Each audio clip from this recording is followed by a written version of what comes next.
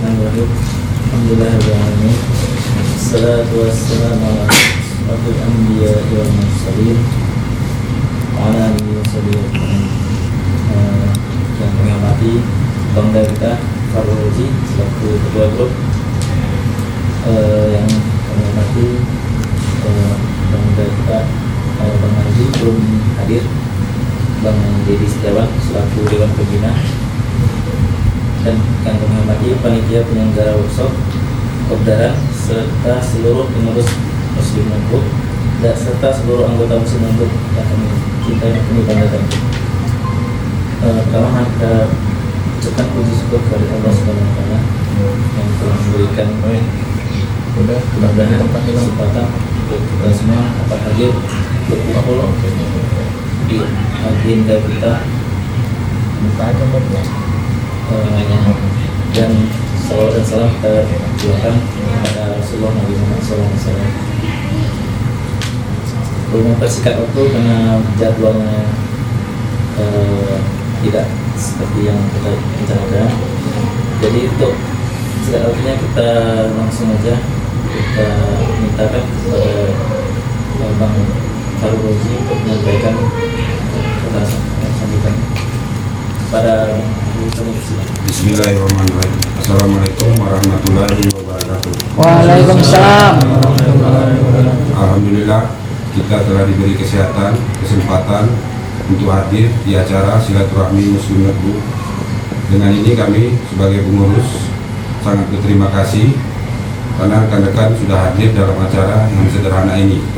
Dan tak lupa juga kita ucapkan pada tuan rumah, Saudara Suhendri dan keluarga besarnya telah menyiapkan segala sesuatu untuk kelancaran acara kita ini.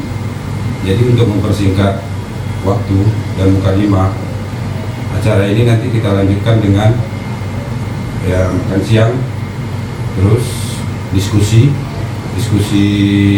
tentang permasalahan laptop yang akan dipandu oleh Saudara Dedi, dan selanjutnya kita akan berdiskusi tentang masalah grup untuk kedepannya. Dan saya akhiri, Assalamualaikum warahmatullahi wabarakatuh.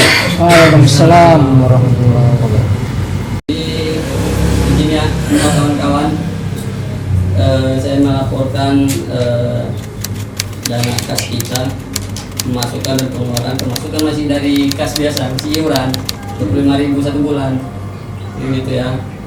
Jadi dari bulan September, Oktober, November, Desember, Januari itu memang masih ada sebagian beberapa yang belum bayar. Terus di bulan Februari nanti kita kutip dari sini ya. Nanti dari bulan Februari iuran kita dari sini, sisanya nanti kita buka dari dari grup. Jadi pendapatan kita dari bulan September sampai Januari, Februari, ada juga sampai udah bayar sampai bulan Mei gitu kan, dengan kas 4.100.000 rupiah. Jadi kas kita ada 4.100.000 rupiah. Terus ada beberapa yang kita keluarkan dari 4.100.000 ini. Itu ada pengeluaran Muslim Group itu Kopdar yang di lokasi di Kampung Lalang di Ahmadkom itu tanggal 29 bulan 10 itu sebesar 300.000. Terus ada sumbangan untuk orang tua Bang Zen kemarin itu 300.000. Terus sumbangan untuk orang tua Bang Indra 200.000 tambah donasi. Terus ada sumbangan untuk orang tua Bang Robi itu dikeluarkan 85.000 ditambah donasi. Untuk Bang Abdul Wahab itu dari donasi. Terus untuk papan bunga kemarin yang nikah Bang Giba itu 250.000. Untuk papan bunga Bang Reza itu sumbangan dari Bang Bukit Gajah, Bapak Roji. Terus DP baju Muslim Notebook ini baju Baju udah siap ya ketua ya? Ya, Udah siap ya. Totalnya adalah bang? Totalnya Rp1.885.000. Ya 65.000 ya dikali berapa anggota kemarin itu yang masih melis itu kan. Jadi dibayarkan 1.885.000. Cuman nanti ini diambil dari uang kas. Cuman nanti untuk anggota lain yang sudah list itu nanti bajunya diikuti biaya 20.000. Bang Abdullah masih baru membayar ya. Bang Abdullah 20.000 sudah membayar. Yang lain nanti boleh nanti ini yang lain-lain lah. Begitu. Terus nanti yang kemarin bang anggota kita sakit Bang Reja itu dikeluarkan 300.000 untuk kopdar hari ini itu 500.000 kita keluarkan. Jadi pengeluaran kita dari yang saya bacakan tadi itu 3.820.000. Jadi masih ada sisa kas kita 290.000. Jadi nanti untuk pendapatan kas-kas kita yang lainnya nanti untuk bulan iuran bulan Februari mungkin bisa kita kutip di sini atau dari transfer aja nanti. Celengan kabarnya kayak mana bang? Nah ini loh dia masalahnya celengan ini. ya celengan belum ada. Celengan juga belum ada ya ketua ya. Di hari ini kan ada imbauan di bawah. Belum ada himbauan Selanjutnya untuk kelas selanjutnya biar agak lebih banyak lagi ya kan Bang Andre ya. Ya, betul. Ya itu saja lah mungkin laporan Oke keuangan. lah. Jadi kas kita 290.000. Nanti masuk Ya. lagi. Kita lanjut setelah zuhur ya. Salat zuhur. Ya dah. Assalamualaikum warahmatullahi wabarakatuh. Waalaikumsalam.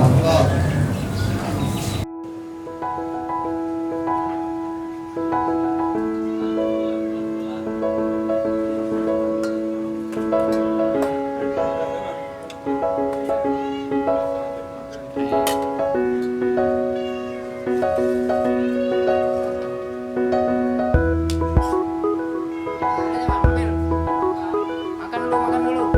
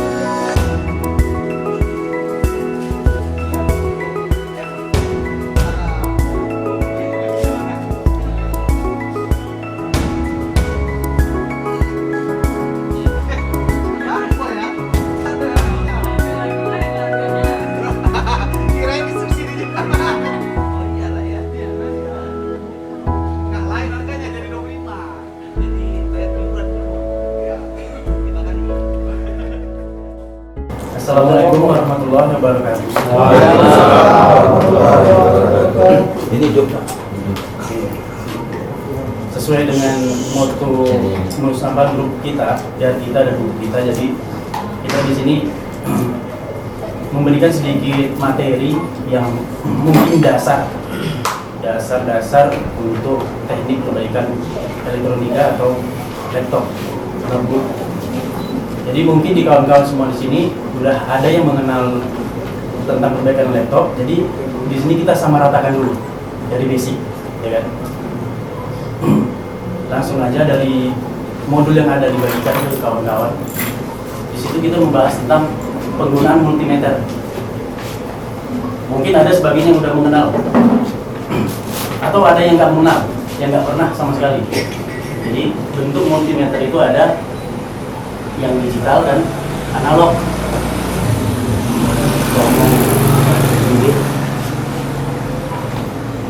Tengok-tengok kan kawan-kawan, mana tahu nanti kan pulang dari sini pingin punya beli, karena kan untuk modal dasar teknik itu harus ada alat. Alat yang paling utama itulah ini multitester atau banyak juga yang menyebut multimeter, multitester, ohmmeter, banyak macam. Jadi perbedaan antara multimeter yang analog sama digital itu, yang pasti digital itu angkanya ada, bentuk digital kan. Untuk analog ini berbentuk jarum. Perbedaan paling utama di antara analog sama digital ini, jika diposisikan ke buzzer atau dioda, kalau di analog dia posisi di dioda juga. Posisi dioda. Kalau di digital, yang merah ini menghasilkan tegangan, betul-betul sesuai dengan warnanya merah. Jadi dia menghasilkan tegangan positif sebesar lebih kurang 3 volt. Berbeda dengan yang analog. Analog ini menghasilkan tegangan negatif, kebalikannya. Jadi kalau yang biasanya bermain di analog pasti akan terkejut kalau mengukur menggunakan yang digital. Dianggapnya itu semua komponen rusak.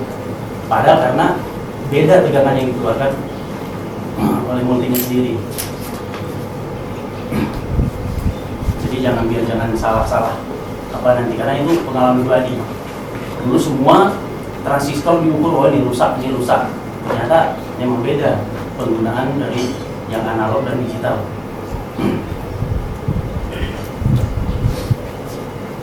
Kalau untuk yang multi yang di bawah harga-harga yang biasa sekitar 30 atau 40 itu biasa cuman ada 3 macam.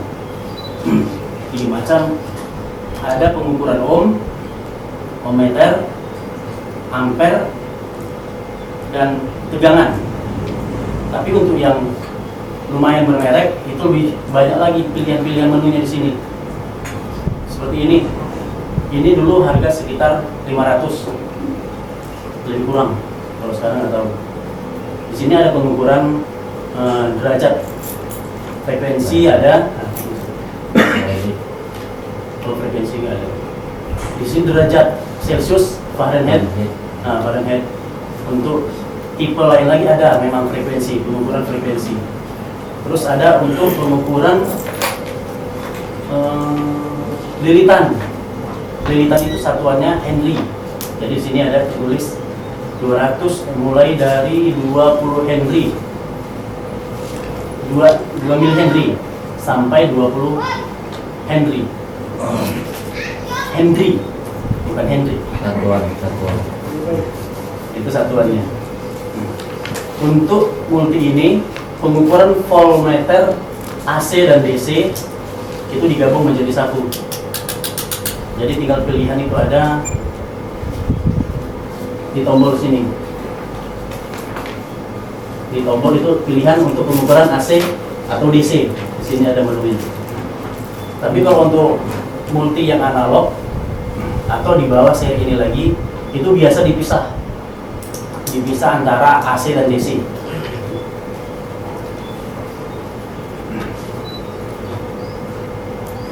Jadi kira-kira kawan-kawan di sini ada yang tahu perbedaan AC dan DC?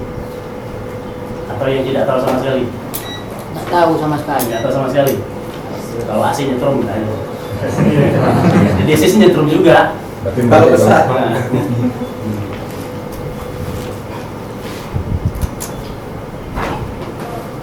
Berdirilah dia. Iya. Ya. apa bang? Mantap.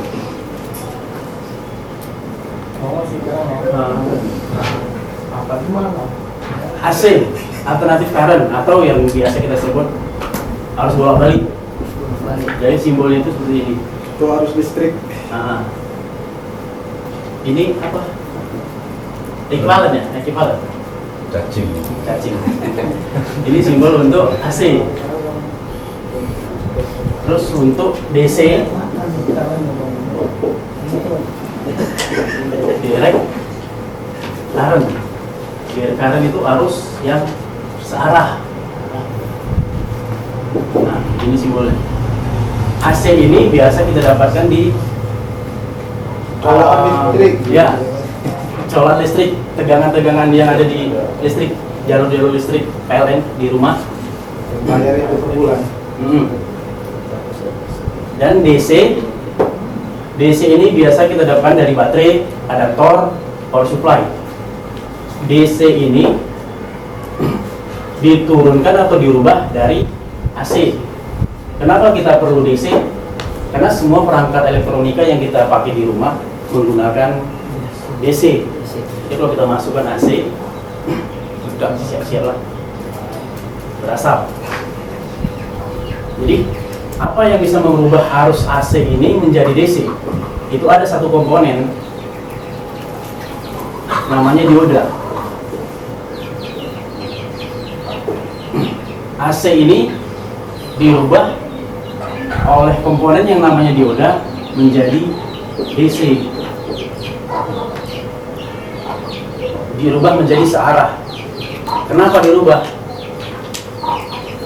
Jadi tadi karena semua komponen elektronika membutuhkan arus yang searah atau DC. Dia kenapa simbolnya seperti ini? Karena misalkan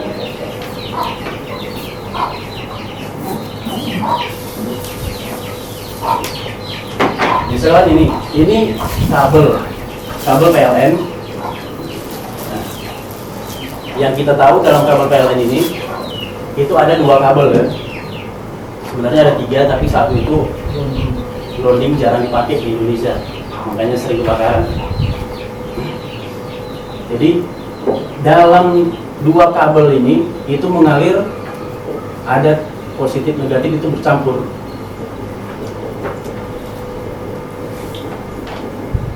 Nah, seterusnya ini simbolnya begini, dia bolak balik, saat dia positif ke sini, saat dia negatif, begitu seterusnya. Jadi dioda ini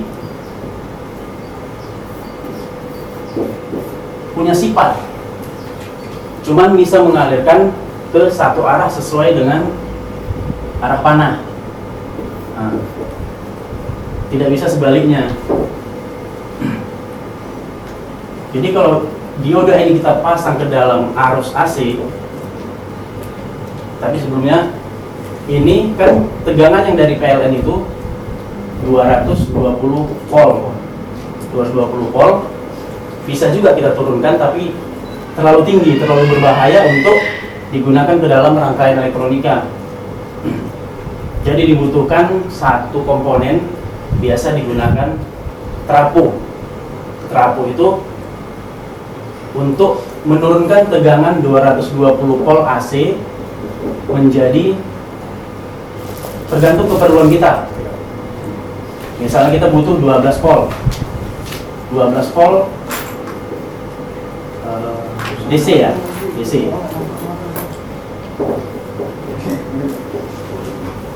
Jadi kita cari trafo, simbol trafo ini step down. Jadi trafo atau adaptor ini sifatnya menginduksikan tegangan yang ada di sini ke sebaliknya, di lilitan primer ke lilitan sekunder. Jadi ini karena di sini ada ruang, ini tidak terhubung langsung, makanya dia nggak nyetrum, dia melalui induksi. Jadi saat di sini 220 volt, kita butuhkan misalnya 12 volt, berarti kita di dalam trafo itu ada pin-pin berapa macam, ada 12 volt, 24 volt, lebih kurang seperti itu, ada juga 7,5 volt. Di sini sesuai keperluan kita ambil di sini yang 12 volt aja. Jadi trafo ini juga ada bermacam-macam. Trafo step down ini ada bermacam, ada yang CT dan non CT. Jadi ini CT dan non CT ini balik ke sini. CT itu artinya center tap. Center tap. Dan non CT. Non CT yang non center tap. Maksudnya CT center tap berarti ada di tengahnya lagi. Berarti seandainya di sini 12 volt, sini lagi. Jadi ada dua keluaran. Untuk sekarang kita bahas di non CT aja. setelah dari PLN tadi 220 jaringan PLN 220 volt turun ke 12 volt, ini kira-kira udah berubah belum? Masih. AC. Ah, AC. Masih AC. Masih AC ya kan? Belum berubah. Ini masih AC. Cuman tegangan udah turun menjadi 12 volt. Jadi tugas untuk merubah dari tegangan AC ke DC itu tadi kita tambahkan dioda. Di 12 volt ya. Ya. Ini kita tambahkan di sini, ini udah berubah menjadi DC yang sederhana. Cuman untuk rangkaian power supply yang seperti ini cuma bisa menghidupkan kipas angin. Kalau untuk audio pasti bersih. Nah, karena dia masih ada riak-riaknya. Masih ada riak. Dia belum betul-betul lurus kayak ini. Masih ada riak. Nah, masih ada DC AC-nya. Nah, jadi dengung ya bang. Cacat ya. Nah, cacat. Dengung atau denging. Kalau denging, nging. Kalau dengung, ngung. Jadi ini ditambahkan kapasitor atau filternya biar dia lebih searah lagi. Untuk lebih kompleks lagi ini ada ditambahkan menjadi 4 buah kapasitor. Tapi kalau untuk dibahas di sini lebih panjang lagi. Karena mengingat waktu kita udah terujung. Ini tentang perbedaan antara AC dan DC. Jadi untuk di laptop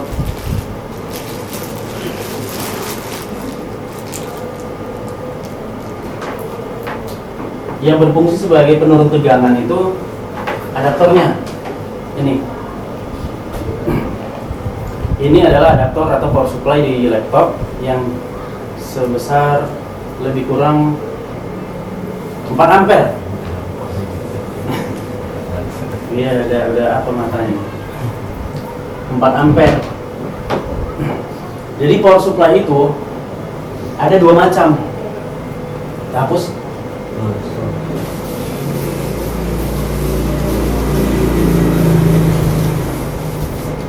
Power supply itu ada 2 macam, yang model terapung tadi satu, terus SMPS. SMPS atau mana tulisan switch? Sampai CH, Bang. CH. CH ya, switch. Switch gini. Ya. Switch mode power supply, singkatannya. Switch mode power supply atau switching. Switching lebih dikenal di dalam elektronika itu switching.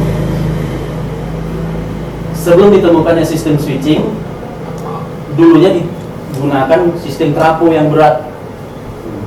Jadi seandainya kita gunakan sampai sekarang sistem trafo yang 4 ampere, bayangkan 4 ampere, 2 ampere itu aja udah ada berapa kilo, apa? Berapa orang itu? Jadi nah, sekitar situlah. Kalau 4 ampere mungkin 1 kilo.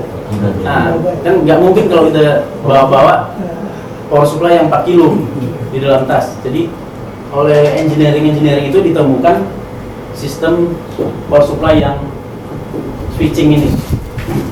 Dia lebih ringan, lebih hemat energi, panas juga nggak terlalu panas.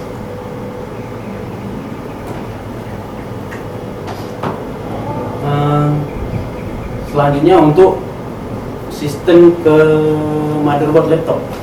Oh, kita masih di sini. Power apa? Multi. Analog aja bang. Tahu analog aja, digital mus. Analog amal, udah lupa. Ada dasarnya analog, digital itu nyusul. Analog lebih gampang, kalau digital agak repot. Udah lupa nih gunakan analog. Kebiasaan Ada kita. paham ya. Dari digital aja itu. Yang pasti kalau mau belajar di sini beli dulu multi. Iya. Nah, nggak mahal-mahal kali, ambil aja yang harga-harga 40.000. Iya. Bisa buang. Nah, Baru dari digital. Dulu sempat berapa tahun pakai yang 40.000. Apa sih pakai? Masih bagus ya. Untuk multi yang digital, usahakan kalau mau dibeli itu Nah, kayak mana posisi tuh? dioda atau buzzer, lagakan. Usahakan ini bernilai 0.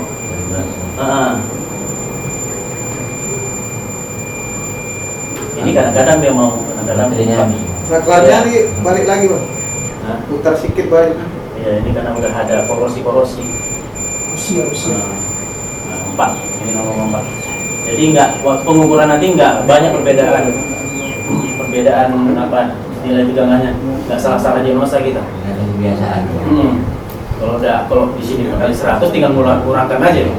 Berapa yang terukur kurangkan 100. Main matematika. Enggak, salahnya udah 4.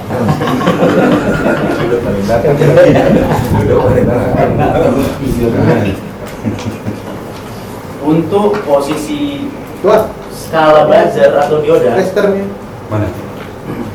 itu digunakan untuk pengukuran seandainya ada jalur-jalur yang putus, nyambung atau tidak. Nyambung atau tidak itu bisa digunakan skala dioda. Biasa dioda itu universal ya. Jadi untuk nyambungan mengukur putus atau nyambung aja, nggak dipentingkan nilainya, nilai ohmnya. Jadi kalau untuk lebih spesifik lagi, nilai ohm itu dinaikkan. Kalau di sini ada kali 200 ohm. Nah ini anggap aja nampak lah ya. Ini 200 ohm. Kalau untuk pengukuran nilai ohmnya, seandainya nanti kita mengukur resistor, mungkin banyak yang belum tahu tentang resistor itu apa.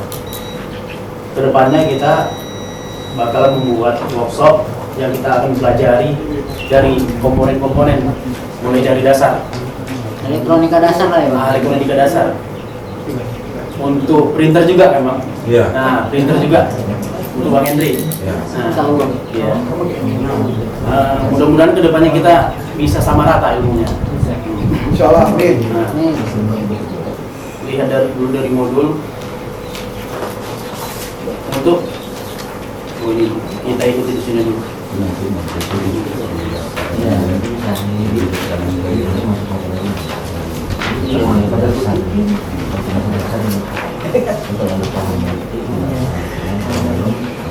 Mengukur tegangan DC. Nah, mengukur tegangan DC, DC itu yang itu tadi direct current. Seandainya kita punya ada baterai, Yang mana bang? Ini. iya, mengukur tegangan DC. Dan halaman pertama Oh, ada.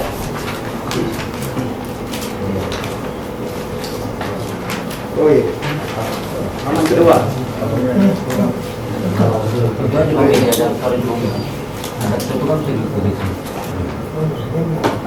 Pengukuran tegangan DC. Di setiap adaptor itu udah tertulis berapa tegangan output dia. Di sini tertulis 19 volt. Jadi di dalam multi itu ada skala dari 200 mV untuk multi ini. Berbeda untuk setiap multi. 200 mV, 2 volt, 20 volt, 200 volt sampai 1000 volt. Jadi di sini udah ada keterangan 19 volt. Jadi berapa yang harus kita buat skala di sini kita tentukan.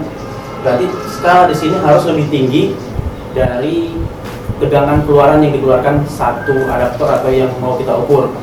Di sini 19 volt berarti kita posisikan di sini 20. Kalau kita buat 200 volt bisa juga. Tapi nggak dapat nilai-nilai terkecilnya gitu, 0,komanya. Jadi harus di skala 20 volt.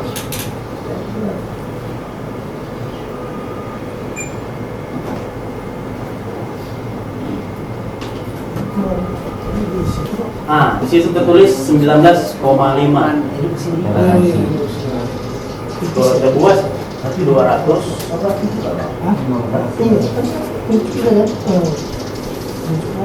19,4 dia dibulatkan.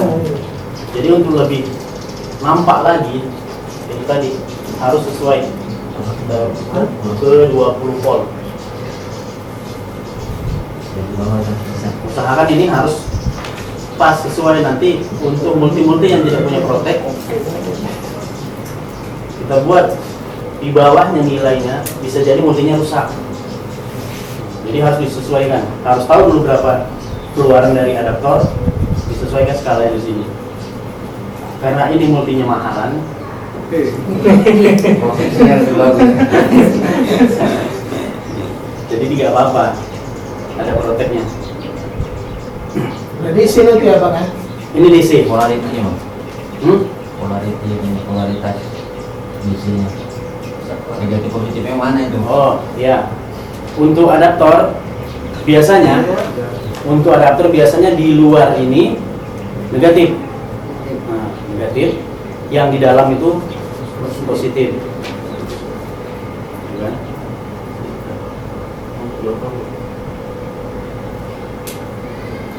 Itu mahal nggak apa-apa. 19.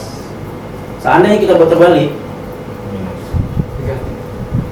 di situ akan keluar minus.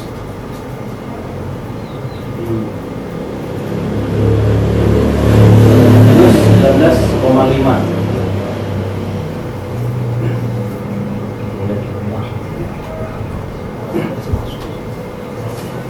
Udah?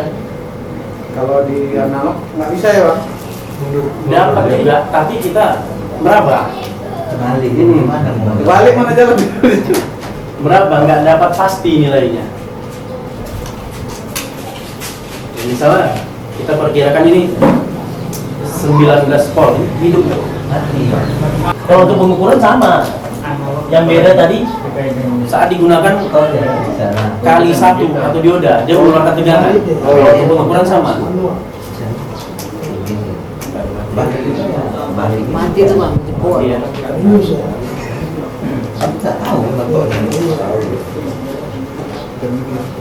Kira-kira untuk pengukuran DC ini ada yang mau ditanyakan?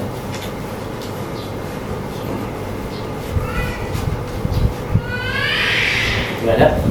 Itu kalau adaptornya mati, Mati. Ah. Matinya dia itu perlu ditengok juga. kadang kan dia tak bisa ngecas gitu, tapi tak harusnya kurang, tak apa gitu. Matinya ditengok juga. PLN Itu mati apa? apa enggak itu? Apa yang perlu dianalisa gitu kan? Kalau biasanya target kedua banyak. Biasanya target lain. Targetnya besar. Sudah rusak. Nanti kalau kita gunakan terus, laptopnya rusak. Karena dia hidup mati dia jadi. Ini turun terus. Itu laptop yang nyetrum Nyetrum. Itu induksi sih. dari PLN-nya atau dari adaptor? Dari adaptor. Kalau ganti adaptor, Kita colok nyetrum laptop kita. Bahannya itu Maksudnya jalan-jalan. Bang, Ada mosi iya, jalan-jalan. kualitas ini. Kualitas adaptor mungkin udah KW itu. yang biasa gitu.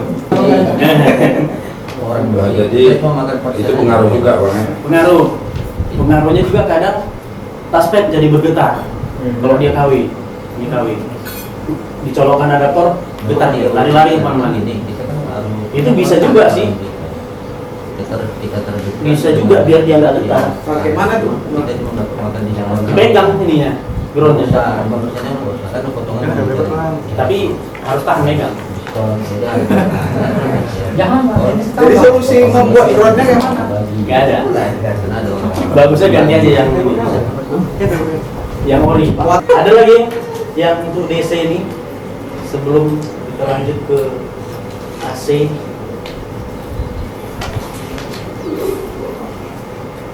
Di sini peringatannya jangan sampai terbalik. Untuk DC? Ya, DC. Jangan sampai terbalik karena itu mau yang murahan. Berarti adaptor ini berat ringannya itu jadi ukuran juga ya, ori tidak orinya. Iya. Enggak ya? Iya juga. Iya juga. Nah, trafonya itu ya. Bodinya sih kebanyakan. Pengenalan adaptornya itu namanya itu kan. Adaptor itu kan ada instruksinya di kertasnya itu. Kayak harus diperlakukan juga. Adaptor ini. Ya, di media ampere berapa dia kan. Itu nanti selanjutnya. Oh, ya. Karena masih banyak lagi. Masih banyak lagi. Ini ecanya gini. Ini kan pertemuan pertama kita. Nah, saya pun udah lama nggak berhadapan di depan umum. Jadi pasti sedikit ada demam panggung. Pasti ada sedikit demam panggung. Masuk ke mengukur AC. Untuk AC hati-hati karena di situ bisa nyetrum.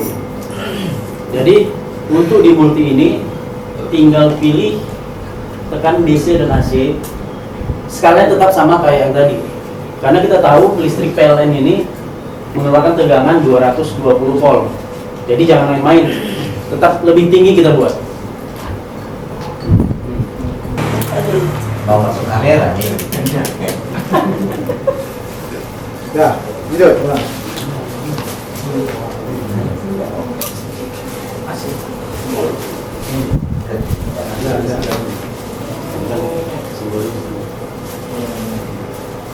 Jadi untuk multi ini AC DC gabung satu selektor dia satu posisi.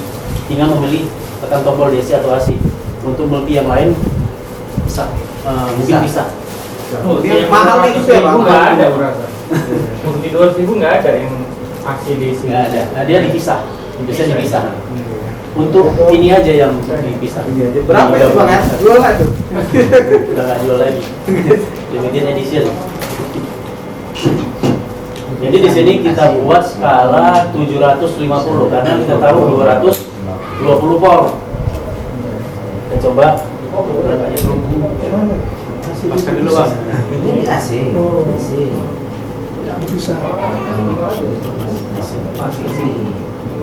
Kan 212 212 stabil apa beda? 212 volt. Tapi itu udah bisa digunakan. 212 yang bisa digunakan karena setiap rangkaian elektronika dari adaptor, power supply itu udah punya stabilizer sendiri. Di situ distabilkan. Satu lagi dia Kalau untuk AC tadi karena dia harus bolak-balik, kita bolak-balik ini probe-nya, hasil tetap sama, tidak ada mengeluarkan positif negatif.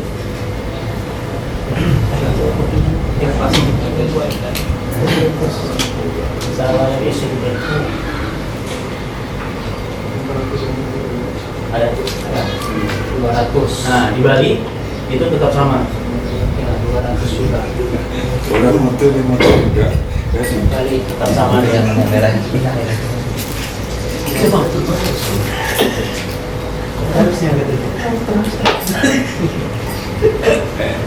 Tapi untuk pengukuran AC ini, untuk kita di servis elektronika khususnya laptop jarang digunakan. Yang sering digunakan itu di bagian ohmmeter, DC dan DC. Itu paling sering digunakan. Untuk AC sering, jarang. Biasa yang paling sering digunakan itu untuk teknisi elektronika ya Pak. TV, kulkas. Bisa nggak? Oh, betul. Ya. Henry. Henry.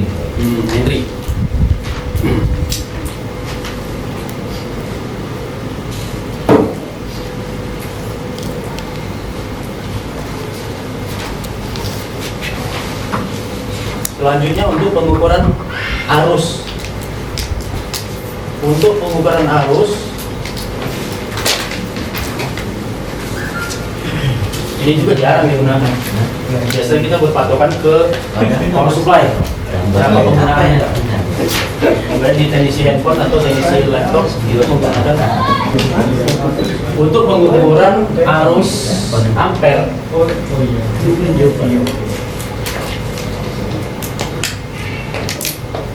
misalkan ini power supply. Nah, di sini ada beban. Beban ini menggunakan tegangan yang dari supply dari PS atau power supply. Negatif. Jadi cara penggunaan pengukuran arus ampere itu, multi ini digunakan sebagai fuse yang tadinya jaringan di lurus seperti ini, kita putus, diputus, terus probe dari multi ini diskalakan ke DC ampere, yang positif ke jalur sini, yang negatif ke jalur sini. Saat dihidupkan dia akan menunjukkan angka berapa yang digunakan beban ini tadi. Itulah untuk pengukuran arus. Itu jarang kita gunakan. Jadi kita bahas yang sering-sering digunakan aja. Oke.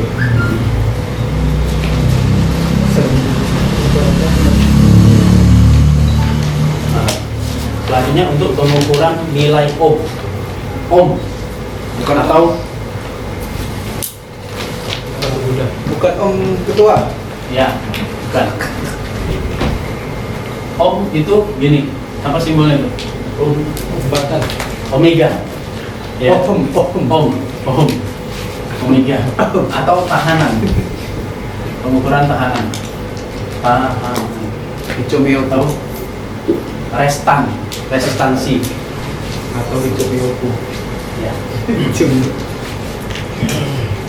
Bicara tentang ohm berarti kita mengukur hambatan. Hambatan itu komponennya sering kita namai sebagai resistor. Sifatnya berarti restan. Komponennya resistor. Nah, resistor ini ada dua macam. Resistor yang biasa atau yang konvensional yang sering digunakan di rangkaian elektronika, misal TV, radio dan sebagainya, itu menggunakan gelang warna. Mungkin dulu-dulunya pernah belajar tentang warna-warna. Apa itu? Hikumeoku hibifab gitu kan. Hitam, coklat, biru, dan seterusnya. Jadi dari gelang-gelang ini bisa kita nilai warna-warnanya.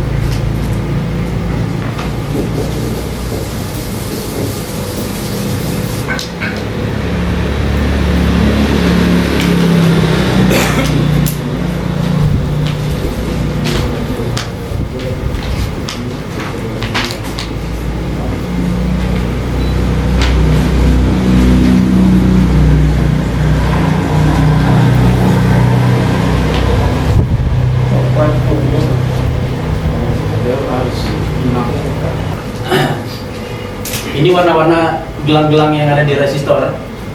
Hitam, 0 disesuaikan. Mungkin dia beda penghafalannya. Kalau saya sendiri Hikomeoku bibifab gitu kan. Mungkin beda-beda. Meiji kuhi gitu. Kalau kami dulu Icomioku hibiwaput. Nah, ya, pokoknya terserah. Yang mana paling gampang diingat gitu. Jadi memang kayak kata Bang Ija tadi, Pak D, sekarang sudah banyak aplikasi yang bisa menentukan warna ini. Jadi kalau seandainya di sini ada terdapat 100 ohm, misalnya 100 ohm, kita gunakan pengukuran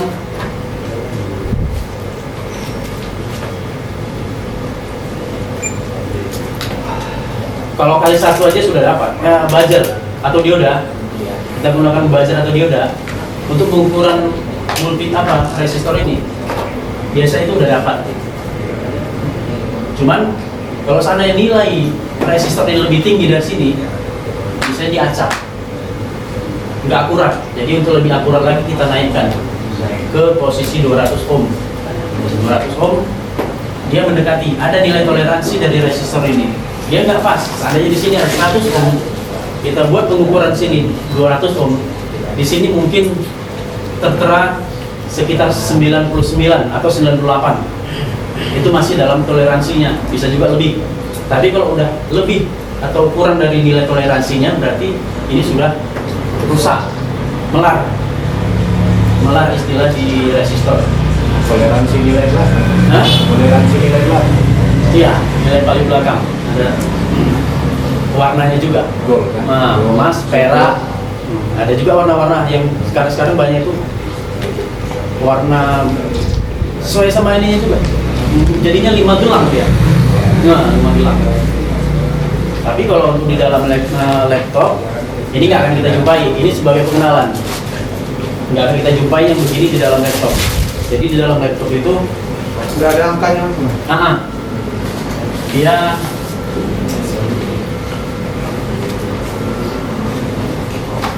bentuknya gini. Seandainya tadi 100 ohm, dia nilainya gini. 101. 101 dia 100 ohm. Kenapa gitu? Menghitung nilai resistor untuk digit pertama dan digit kedua ini nilai angkanya ditulis 10. Nah, digit ketiganya itu jumlah 0. Jumlah nolnya. Di sini dibuat 1, berarti 0 yang kita tambahkan itu 1. Jadilah dia 100 ohm. Seandainya di sini dibuat 4. Berapa itu? 10 tambah 0 yang 4. 1, 2, 3, 4. Berarti 100.000 ohm. 100K. 100.000 ohm. 100 kilo ohm. Tapi kalau kita bilang di pasaran, Bang, beli resistor 100.000 ohm, nggak ini, apa namanya, nggak pasaran, nggak umum. Jadi lebih enaknya dibilang 100K, 100K, lebih enak didengar. Untuk lebih dalamnya lagi, di sesi-sesi berikutnya, di kopdar-kopdar berikutnya kita tentang elektronika dasar nanti kita bahas lagi. Di laptop sekarang nggak ada tulisan itu bang, 104, 101 Ya, dari skema. Nah, dari skema. Sekarang nggak ada karena resistornya kecil-kecil aja, nggak muat urutnya. Lebih dapatnya kita dari skema. Kode-kode aja dia, Pak. Kode-kode. Ada juga yang nggak sesuai ini di angka, angka huruf 2, gabungan 2E begitu, gabungan dia. Kalau udah begitu kita pakai grafik, ada grafiknya ini, ada daftarnya.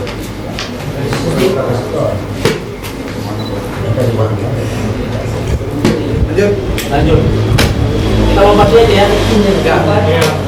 Sampai ke Bentar. DC Ya, Apa sih itu? DC SMPS regulator.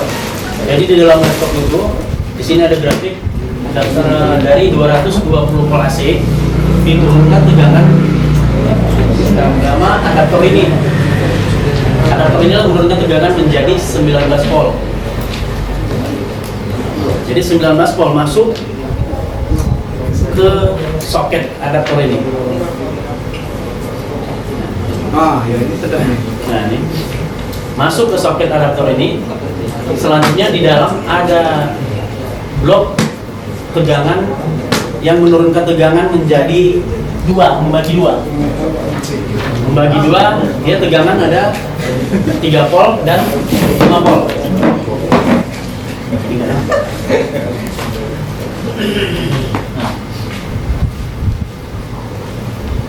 ini dia bagian blok SFPS main power, karena di dalam laptop itu dikenal ada tegangan main power. Main power itu berarti tegangan utama yang begitu kita colokkan adaptor, dia udah harus standby. Kita colokan adaptor ini harus standby 3-5 volt sebelum yang lain keluar. Berarti pada dasarnya begitu kita colokkan adaptor ini udah bekerja, tegangan di dalam udah bekerja. Di dalam power supply itu ampere akan menunjukkan sekitar 0,01 lebih kurang. Ini mengeluarkan tegangan 3 dan 5 volt. Inilah nanti 3 volt untuk mensuplai ke I/O. Ada yang BIOS. Nah, BIOS itu belum ada, di situ belum ada. BIOS dan I/O itu menggunakan tegangan sekitar 3 volt. 30 dan 5 volt itu dikatakan primary tegangan karena dia membutuhkan perintah dari manusia atau brainware. Brainware itu manusia untuk menekan tombol. Kita tekan tombol, barulah tegangan selanjutnya muncul atau tegangan step down kedua. Yang tegangan 3 volt dan 5 volt itu step down pertama. Jadi step down kedua itu selanjutnya yang ke bawah, gitu kan? Ada 1,05, 1,5 dan seterusnya. Itu step down kedua atau tegangan yang muncul setelah ditekan tombol atau lebih dikenalnya tegangan PS. Ini rata-rata ya di dalam laptop di sini tegangannya, walaupun nggak semua tercatat di sini, tapi beginilah cara kerjanya. 1,05 dan seterusnya. Untuk tegangan manpower tadi, di sini kenapa ada turunan-turunannya? Ini juga disebut PS-nya. Tegangan tetap sama. Tegangan tetap sama 3,3 volt, 5,5 volt, 5 volt. Cuman berbeda nama karena 5 volt yang di sini tadi turun dirubah sama komponen yang namanya MOSFET. Itu ibaratkannya pos-posnya dirubah menjadi 5 volt S5, selanjutnya dirubah menjadi 5 volt SAS on, run on, begitu juga yang ini. Tapi ini nggak mutlak, ini ambil apa aja, garis besarnya aja. Untuk setiap laptop berbeda, untuk setiap skema berbeda. Tapi seperti ini umumnya.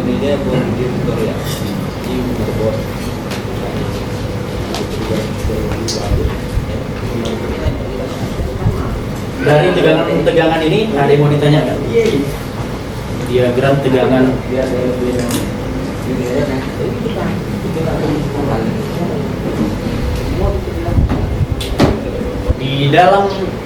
Di dalam motherboard ini ada komponen-komponen lain, chipset, prosesor, I/O, BIOS. Itu kan sudah termasuk dalam ini komputer, mikroprosesor ini. Teknologi 1,5 volt. Nah, jadi setiap IC ini butuh satu tegangan. Satu tegangan itu disuplai oleh SMPS-nya atau power supply. Ada power supply kecil untuk mensuplai tegangan ke masing-masing IC ini. Jadi ibaratkan ini adaptor untuk ke sini, di dalam lagi ada adaptor lagi untuk mensuplai ke bawah-bawahan itu IC-IC-nya. Jadi power supply tadi tegangannya itu inilah dia menghasilkan 1,05 itu untuk chipset, 1,5 untuk RAM biasanya. Ini bedakan antara 1,05 sama 1,5 volt. Itu banyak rata orang dianggapnya sama. Oh iya. Terus ada 1,1, 0,9 dan 1,8. Ini berbeda untuk setiap motherboard. Ada yang kurang, ada yang lebih di sini. 1,1 untuk tegangan kemana bang? Ada ke chipset atau ada juga ke prosesor. 0,9 dan 1,8? Atau prosesor atau ke PGA. Lebih spesifiknya lagi ke skema. Ini nilai universal aja. Oh iya. Ada lagi? Kalau dari 220 volt kan itu ke 19 kan kita adapter.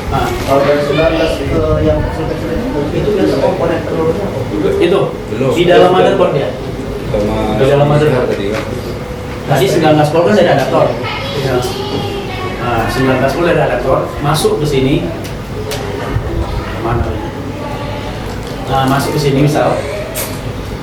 Selanjutnya di sini di dalam ini ada power supply kecil-kecil. Semacam ini juga cara kerjanya SMPS juga di dalam. Ada rangkaian dia ditandai dari ini kotak hitam 2, lilitan 1, terus ada ini juga tong atau biasanya kapasitor NO atau tantalum begini. Nah, Gimana bang? kayak ini. Kapasitor, lilitan, MOSFET 2 biji, IC. Inilah dia namanya SMPS atau power supply atau regulator atau apa lagi, banyak ini namanya. Beda-beda teknisi beda dia menamakannya. Itulah tadi untuk mengeluarkan tegangan 3 volt dan 5 volt. Untuk 1,05 juga sama, seperti ini juga rangkaiannya. Atau digambarkan secara garis besarnya.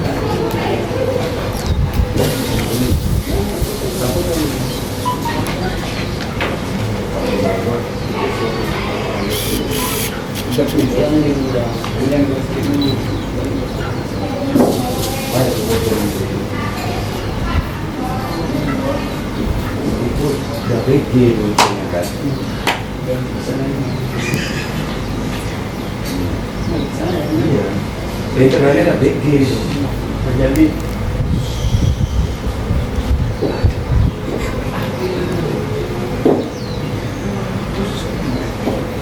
Itu udah BG. Q L C fade out. Seperti inilah bentuk SMPS itu, garis besarnya, walaupun banyak sebenarnya pendukung-pendukungnya di sini, resistor-resistornya. Ini IC regulatornya. Sebenarnya bukan apa, dia pengontrol yang menurunkan tegangan itu ini. Di sini masuk fade-in itu 19 volt. Inilah yang menurunkan tegangan sesuai dengan pengaturan dari kontrolernya ini, IC-nya. Berapa yang harus dikeluarkan di sini? Seandainya kita butuh 3 volt. 3 volt. Nanti untuk 5 volt seperti ini juga rangkaiannya. Cuman beda-beda nilainya aja. Beda IC, beda nilai. Beda lagi ini konfigurasinya. Terus di sini nanti biasanya ada feedbacknya. Tapi garis besarnya inilah dia. Inilah dia. Kalau dilihat dari skema untuk SMPS 5 volt atau 3 volt seperti ini. Tapi biasanya untuk 5 volt dan 3 volt main power, kita sebut itu main power, Berdekat. bersampingan.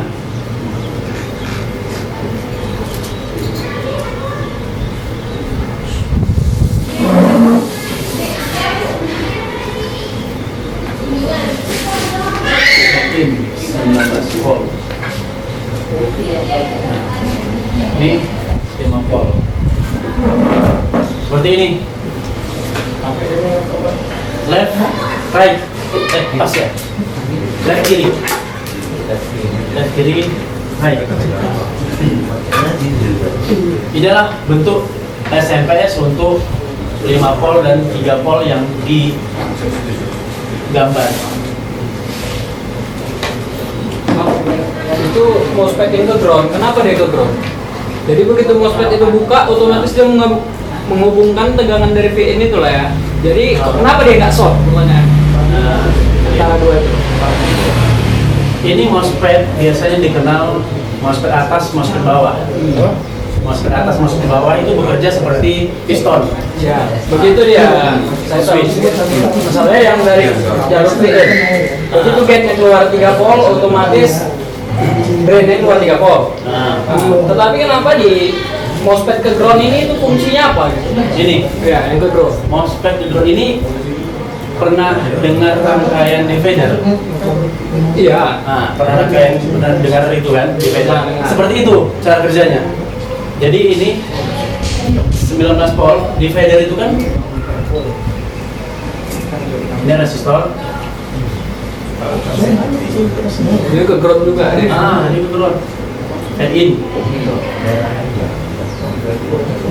Ini out. Ini fade in, ini out.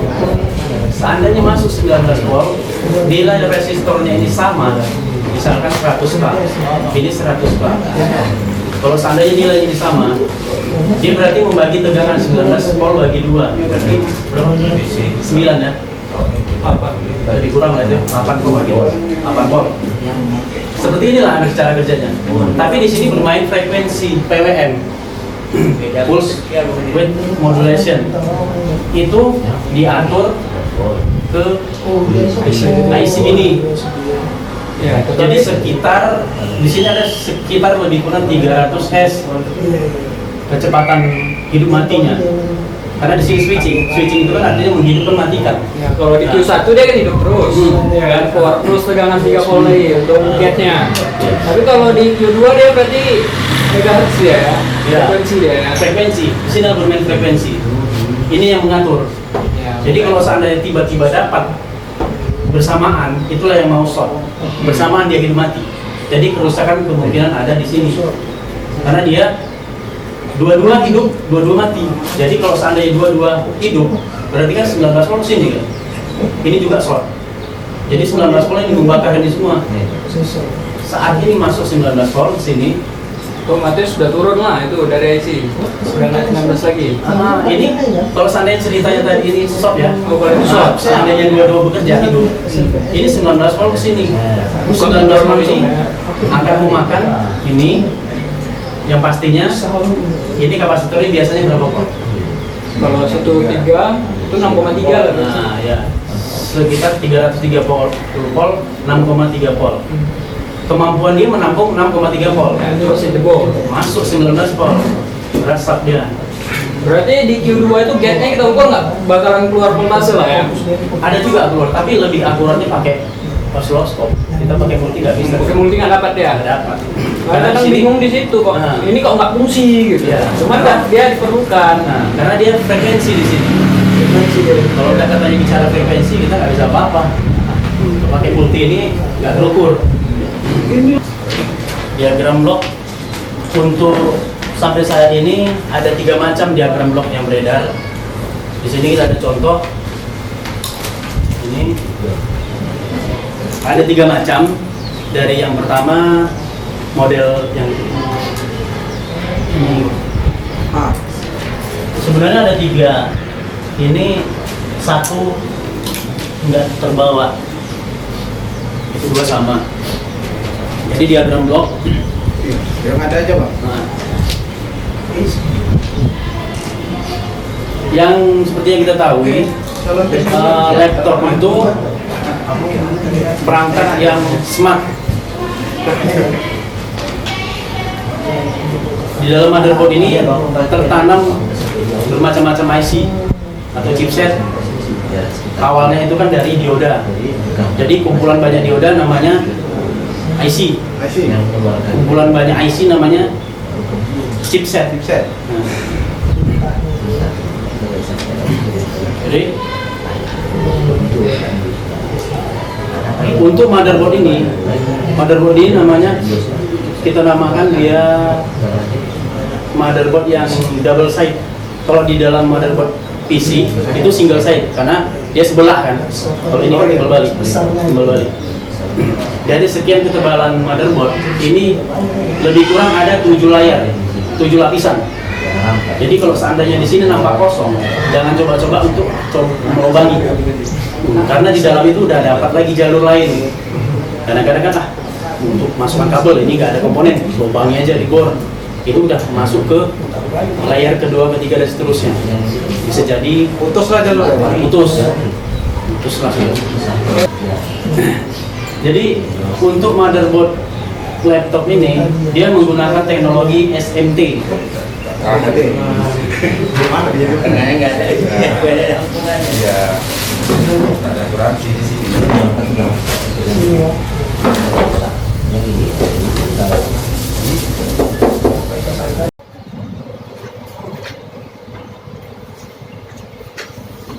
Untuk tegangan masing-masing itu di modul ada tertulis. BIOS itu untuk tegangan 3,3 volt. EC, SIO, KBC itu satu nama. Ada yang menyebut EC, ada yang menyebut SIO, ada yang menyebut KBC. EC itu artinya Embedded Controller. SIO itu Super Input Output. Terus KBC Keyboard Controller. Karena memang keyboard kan mengarah ke ISO ini. Shortbridge atau ICH. Shortbridge berarti jembatan selatan. Kenapa disebut North Bridge dan South Bridge? Karena ada peraturan tak tertulis dulunya. Peletakan chipset itu begini, NB, SB. Jadi ada utara, selatan. Jadi di North Bridge, South Bridge. Tapi sekarang itu nggak digunakan lagi, nggak diterapkan lagi. Jadi sembarangan aja. Ini aja dia udah. Nah ini lagi. North Bridge, South Bridge. Itu begini. Utara, selatan. Jadi untuk South Bridge atau ICH. ICH berarti Input Output Control Hub. Semua yang berhubungan dengan dunia luar, misal USB, audio, WiFi, Bluetooth, LAN, webcam, itu terhubung ke dalam Shortbridge, ditangani oleh Shortbridge. Walaupun sebenarnya audio ada IC tersendiri, tapi dari audio itu masuk tetap ke Shortbridge. Jadi untuk tegangan chipset Shortbridge ini membutuhkan tegangan 1,05 volt. 1,05 volt. Tuh ini dia tadi ya. Untuk chipset ini yang banyak beredar di pasaran itu merek Intel. Bentuk fisiknya gini, hitam besar di tengah. Itulah Shortbridge. Mereknya bisa Intel, SIS, VIA, AMD.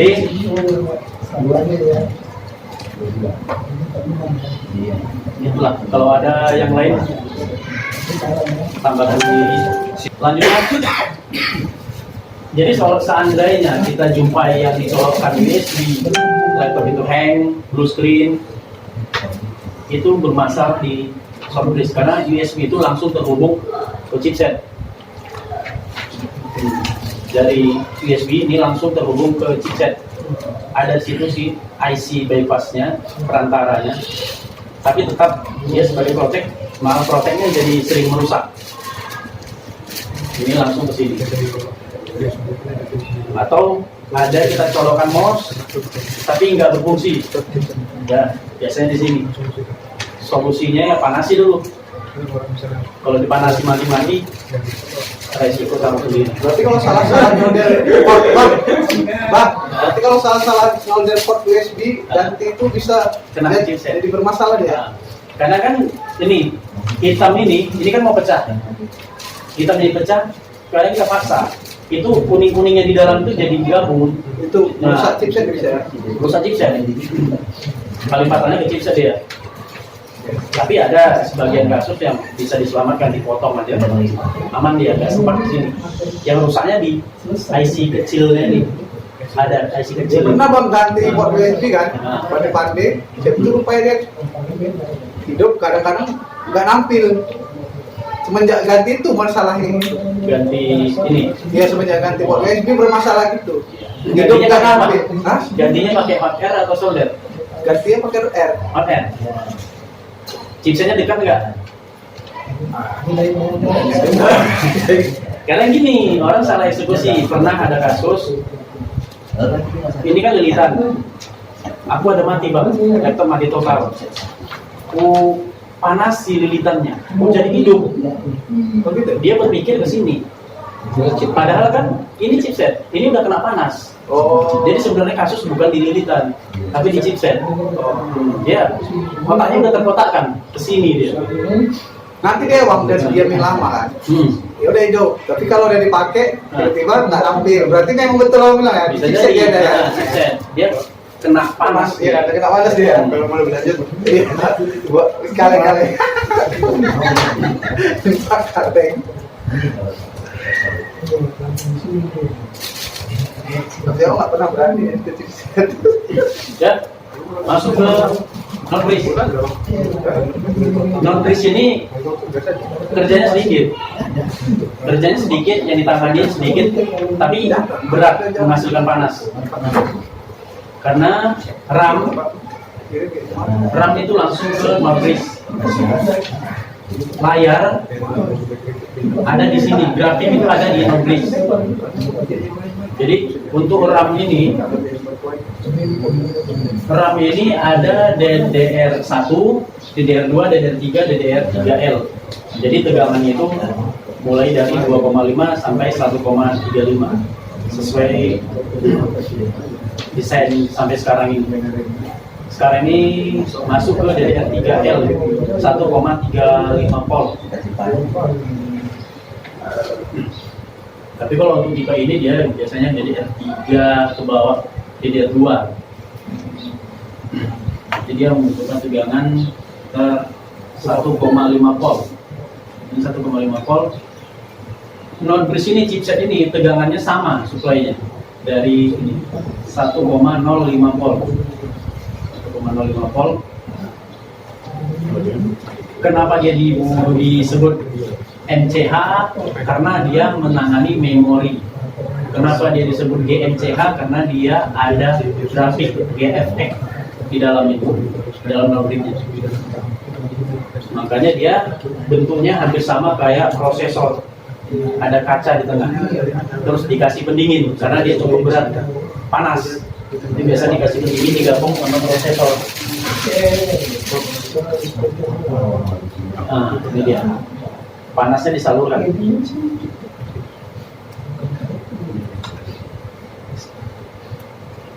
Kira-kira ada nggak yang bertanya kenapa kipas laptop itu kok beda yang panas, beda yang dikipasi?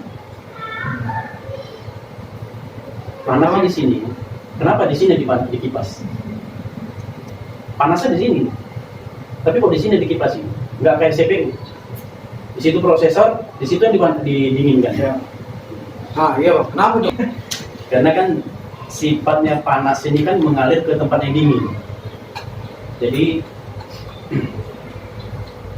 di sini yang didinginkan, otomatis panas yang di sini mengalir ke sana. Jadi panasnya dibuang keluar. Jadi udara di dalam casing itu tetap tertarik keluar. Jadi kalau heatsink ini nggak bagus juga, itu ngaruh. Atau pastanya kering ya Bang? Pastanya kering atau ininya udah nggak bagus, itu ngaruh jadinya overheat, panasan. Terus bedanya lagi kalau di laptop sama PC ada sistem manajemennya. Kalau seandainya panas prosesor mencapai sekitar 60 atau 70 derajat, baru kipasnya hidup, berputar, membuang panas. Jadi seandainya panasnya udah di bawah dari standarnya, kipasnya mati. Itu ada pengaturan di dalamnya. Nah, kalau sekarang malah lebih ini lagi, nggak pakai fan, karena dia mengadopsikan teknologi silent mode, jadi nggak perlu pakai kipas.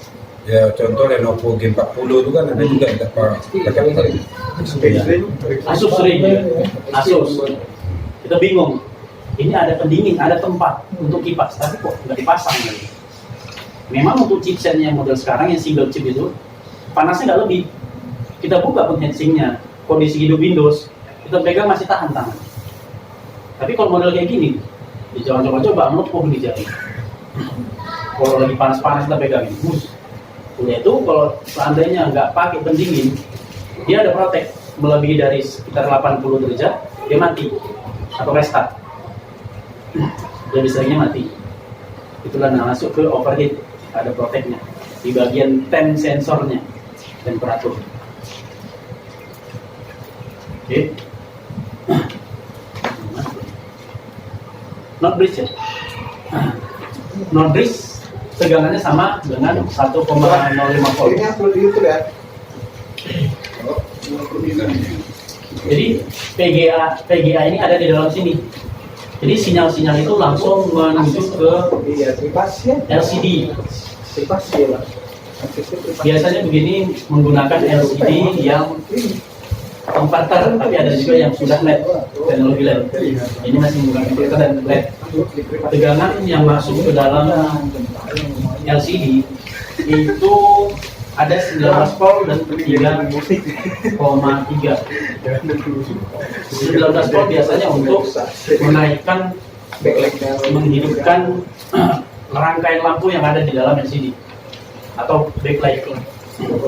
Jadi kalau inverter, dia sistem inverter masuk 19 volt, dinaikkan oleh rangkaian inverter itu menjadi sekitar 600 volt, lebih kurang 600 volt untuk menghidupkan, misalkan ini LCD. Di bawah ini ada bohlam di dalam. Ada semacam lampu TL panjang, nah, kecil, warna putih.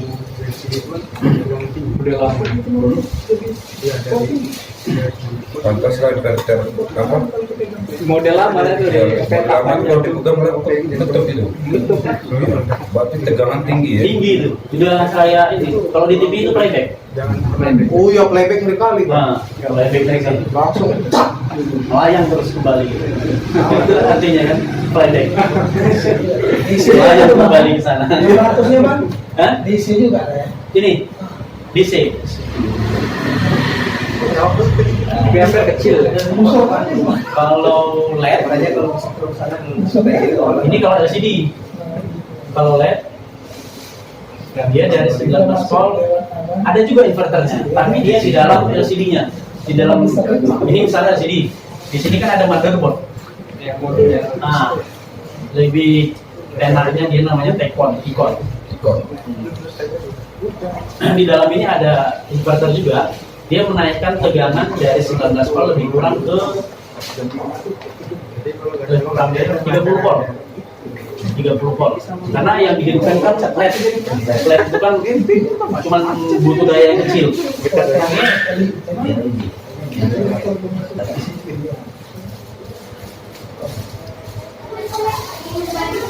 Untuk tipe kedua, ada pertanyaan lagi sini.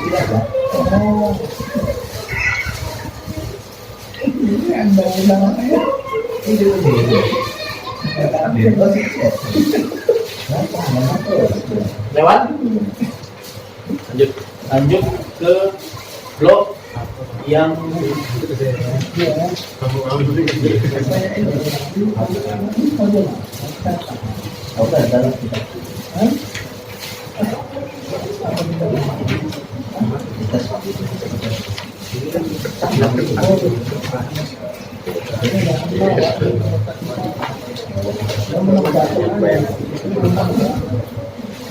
yang dua chipset.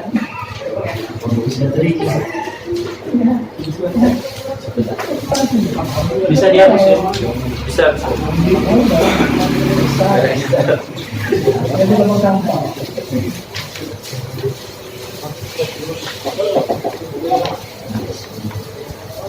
Kalau balikan Oh, malam ya?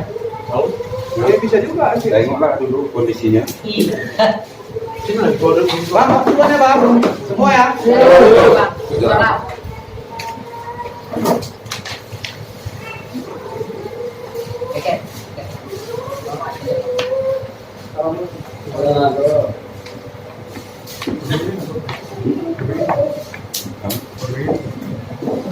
Working nanti mau dilelang aja.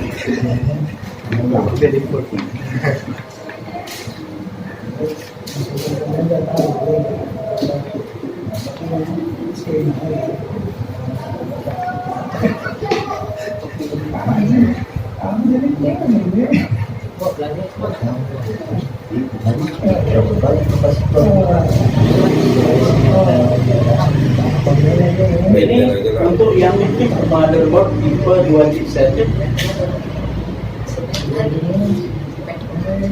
Yang 2 chipset, yang tadinya kerja not bridge tadinya kan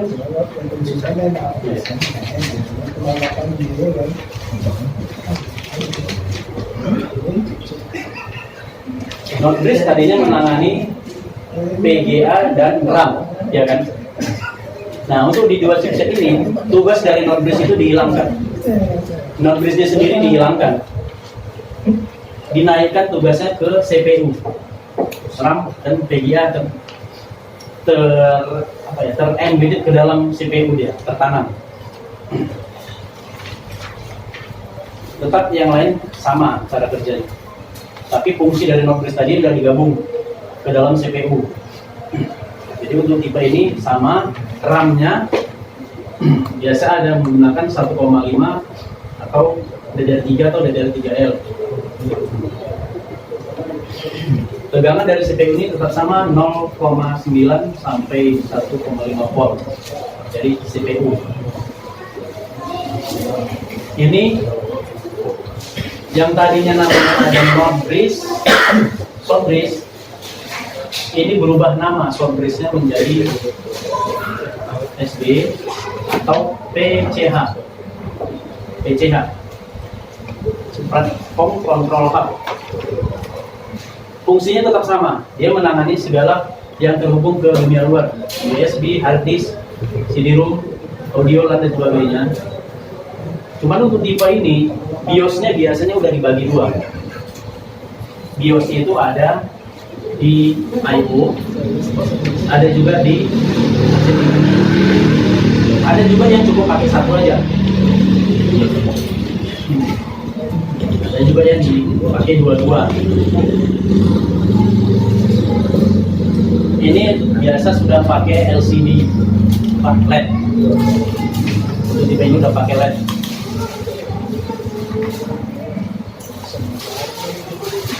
Untuk BIOS yang terhubung ke EC, ini EC juga namanya. Biasanya disebut EC BIOS. EC BIOS. Nah, kalau di sini main BIOS, lecat ya. Main BIOS. Tegangannya juga ada yang 3,3 volt, ada yang 1,8 volt.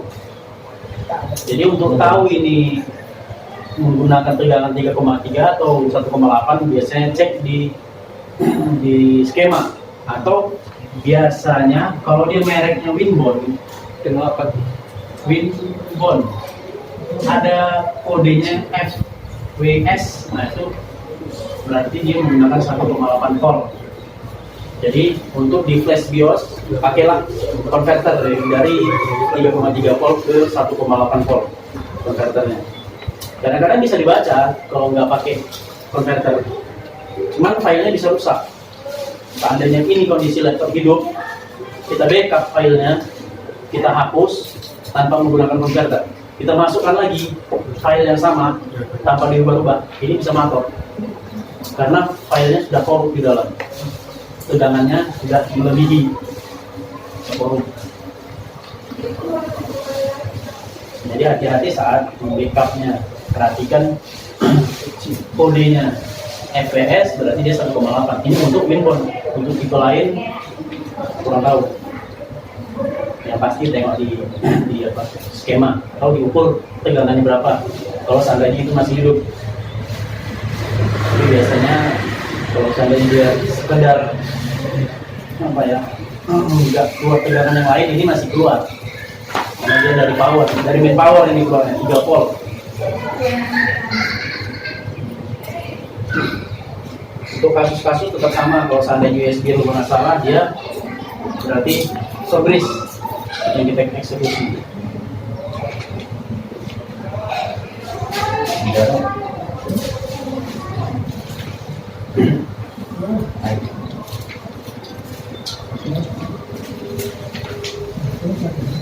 Ada pertanyaan? Untuk yang IO, Bang. Nah, IO yang sekarang, dia kan biasanya ada lengket di IO ya. ya. Nah, itu nge-flashnya mana? Itu Kalau misalnya bisa di IO. itu menggunakan SPOD dulu ya. BIOS yang ini sudah tertanam di dalam ini. Nah, jadi kalau seandainya kita ada masalah laptop yang dikira-kira dia BIOS, kita beli di pasaran ini, itu masih kosong. Nah, jadi harus diinjek ke dalam menggunakan, ada dua sih alat yang bisa. Satu SPOD, ini dari Rusia. Satu lagi apa ya namanya, itu dari mana, Turki katanya. Tergantung si penggunanya mana lebih enak, karena ini SPOD cukup mahal. Jadi kalau nggak ada SPOD nggak bisa? Bisa. Sama aja kita ngayal. Ya, nggak ada filenya. Nah.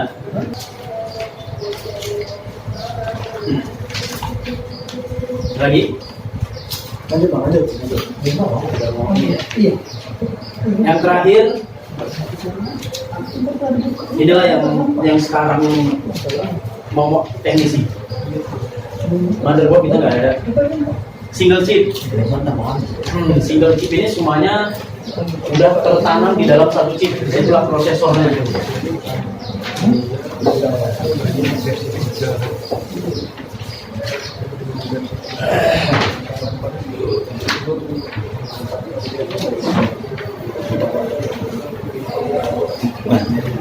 Dia udah seperti ini. Semuanya ditangani sama CPU. Dia tetap ada SIO. Tapi karena dia semua komponen digabung dalam satu chip, harganya juga fantastis. Kita mau bilang sama konsumen juga agak mana gitu kan. Ini sama tetap. Semua tertanam di sini. Yang dunia luar, yang controller semua di sini. Tapi inilah paling menakutkan ini. Laptop paling menakutkan untuk di teknisi.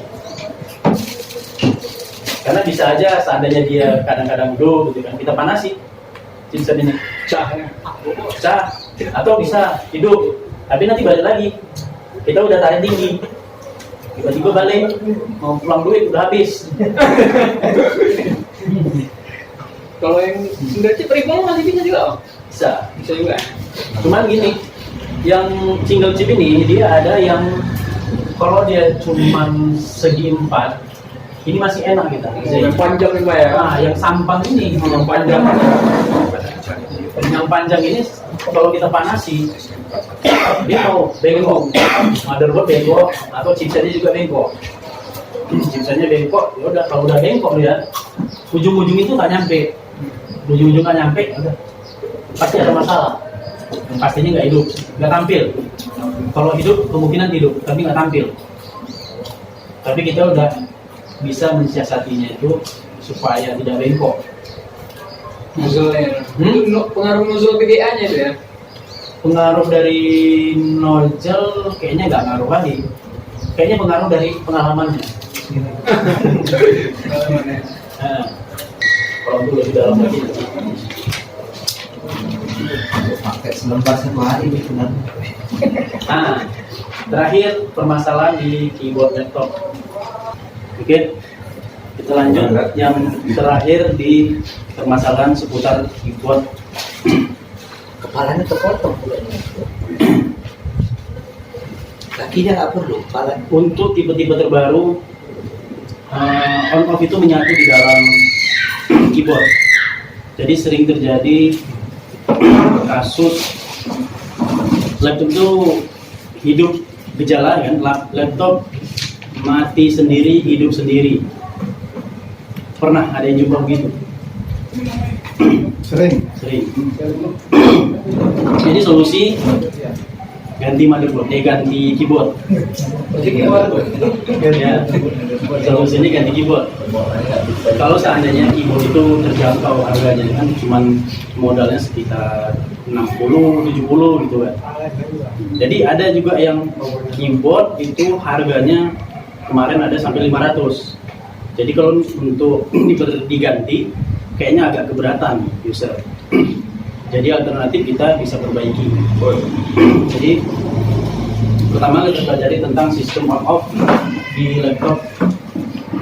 Di dalam motherboard SIO atau sistem input output. Disinilah letak tombol on off itu. Nah, yang ada di sini itu menuju ke sini. Jadi SIO ini merupakan microcontroller Kalau yang tahu tentang microcontroller, inilah termasuk. Jadi sistem microcontroller itu ada dua macam cara menghidupkannya. Tapi lebih seringnya seperti ini. Dia dikasih tegangan pull up 3 volt. Pull up, jadi standarnya tombol itu mempunyai tegangan kalau kita ukur 3 volt. 3 volt. Tanpa kita colokkan adaptor, ini di tombol itu harus ada tegangan 3 volt. Ada juga yang 19 volt atau 17 volt. Tapi ada lagi sistemnya yang bekerja di sini yang akhirnya menghasilkan tegangan 3 volt juga. Kalau itu ada tadi di SIO ini kan. Jadi cara kerjanya 3 volt. Saat kita tekan tombol, artinya setiap sumber tegangan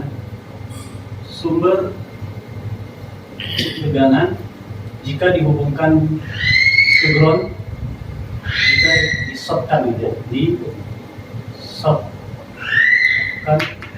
ke ground, sumber tegangan akan mati.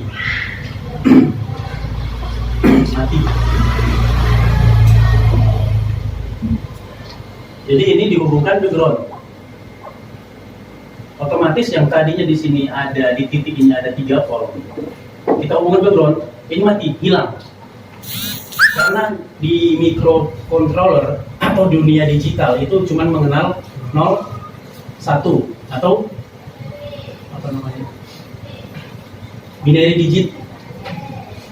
0, 1, hidup mati, on off, high, low, itulah dia, cuma mengenal angka 0, 1. Jadi saat dia 0 berarti itu kondisi mati, saat dia 1 berarti itu kondisi hidup atau on, ya kan? Jadi saat ini mendapatkan tegangan 3 volt, berarti dia mengkondisikan, mengartikan setelah melalui rangkaian-rangkaian logika di dalam, ini kondisi mati. Saat 3 volt ini kondisi mati. Nah, begitu ini kita tekan tombol, masuk ke prinsip yang ini, sifatnya ini, sumber tegangan yang terhubung ke ground ini mati, ini jadi 0. Jadi 0. Saat dia 0, disitulah I/O ini bekerja, sistem ini bekerja. Selanjutnya dia memberikan perintah ke ini. Ini yang menekan itu manusia, brainware ya, brainware atau manusia. Selanjutnya I/O ini memberikan perintah ke chipset SD hidup kau. Ini juga ada saklar untuk memerintahkan supaya ini hidup. Jadi saat ini ditekan tombol, ini 0. Saat dia dikasih logika 0, bekerja dia. Saat dia bekerja melalui perintah-perintah yang lain, ini juga memerintahkan short bridge untuk bekerja. Begitu selanjutnya, dia kasih laporan. Di dalam motherboard ini, di situ sama kayak di kehidupan sehari-hari, ada rantai komando di dalam militer ya. Perintah hidup, sudah hidup, dilaksanakan, laporan. Power sudah hidup, power good, nah gitu seterusnya, ada laporan dia. Jadi defaultnya di sini harus ada 3 volt. Jadi kenapa di tombol on off di keyboard itu harus kita cek berapa tegangannya, tapi mengukur tegangan tidak di dalam keyboardnya, tapi di soketnya. Di soketnya. Jadi misalnya gini,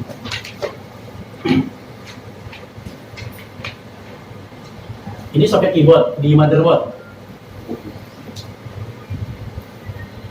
Di sini ada pin-pin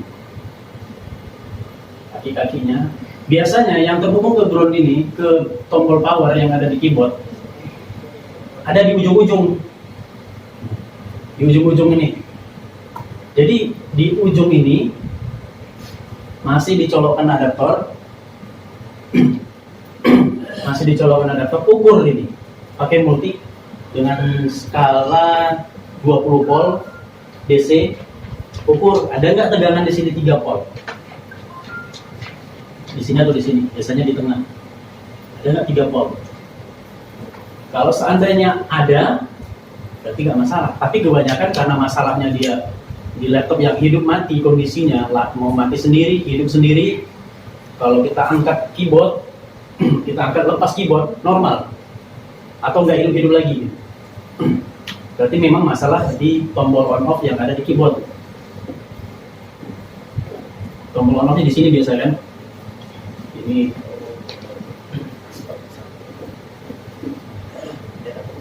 tombolnya di sini. Di dalam sini ke soket keyboard. Dari sini ini masih tersambung ke dalam soket motherboard. Ini di motherboard. Ukur di sini 3 volt. Ukur di sini. Kalau dia memang masalahnya di keyboard, di on off-nya itu, biasanya tegangan di sini tidak mengeluarkan 3 volt. Tidak mengeluarkan 3 volt. Dia berkurang sekitar 1 volt atau 0, atau naik turun. Kenapa begitu? Karena ini yang disoket tadi, atau ini yang jalur dari sini menuju ke sini. Ini ada kayak induksi, bukan induksi, ada jalur-jalur yang kecil terhubung. Tapi kalau diukur pakai multi, itu nilainya tinggi sekitar entah ribuan gitu Pak. Yang pasti kalau ini kita ukur pakai buzzer pertama kan.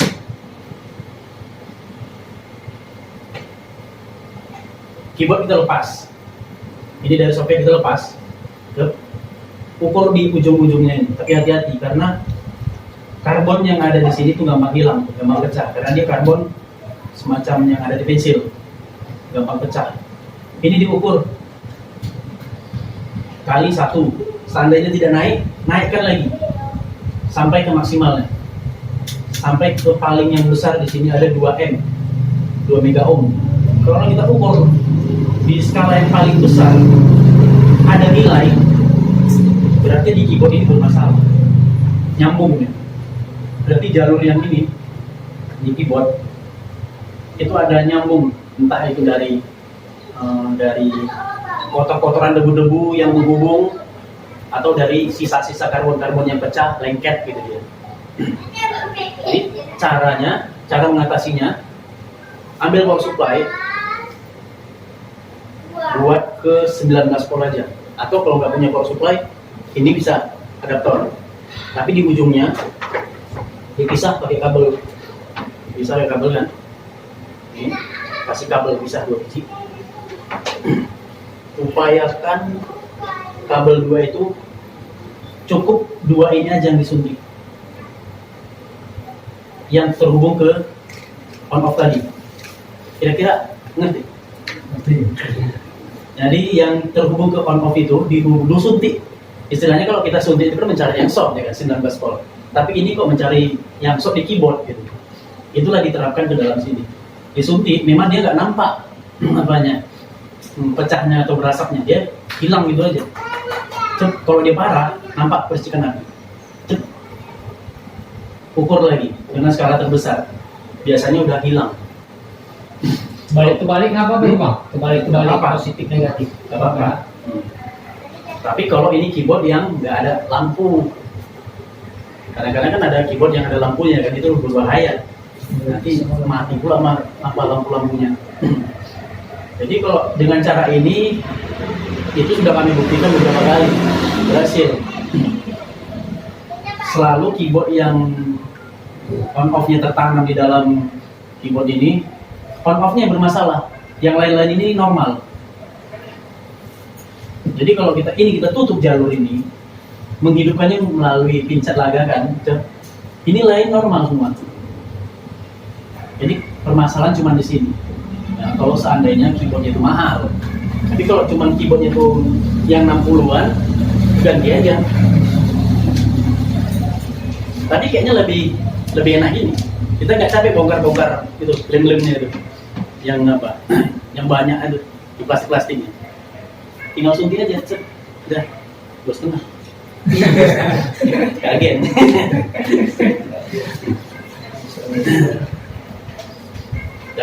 mahal. Itulah salah satu.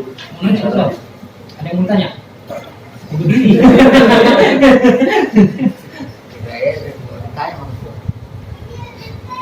Ada pertanyaan tentang sini?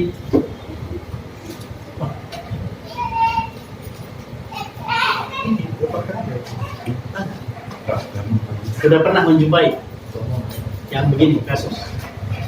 Yang di masalah di wakaf dan Pernah digunting dikit ujungnya. oh itu kalau dia nggak connect. Oh iya, kadang Ya, kalau dia nggak connect karena kan misalkan ini yang biasa ditekan sama soket kan di sini, ya kan? Kita potong soketnya kan otomatis dia naik pindah ke apanya itu.